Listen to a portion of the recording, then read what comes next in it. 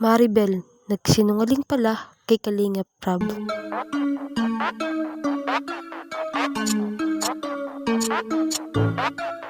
Sukidesu. Sa pagbalik nga nila Kalingap Prab kila Maribel ay may inamin nito.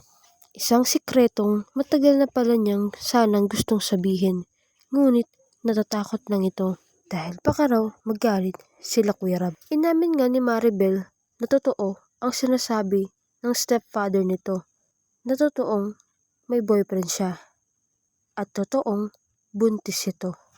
Nagulat at hindi makapaniwala si Kuya Rab sa mga narinig niya. Ngunit kahit na ganun ang nangyari, ay tinanggap pa rin ni Kuya Rab si Maribel.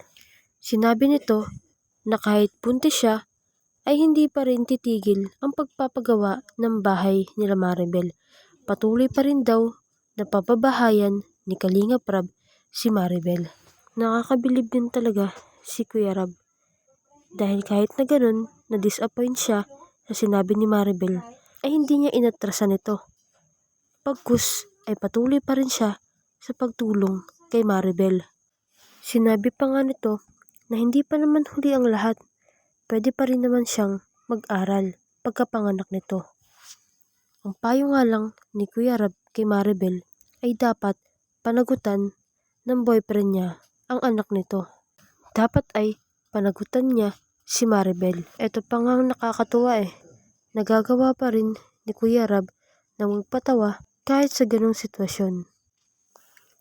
Nababasa ko nga sa comment section ay sobrang daming natutuwa at bumibilib kay Kuya Rab.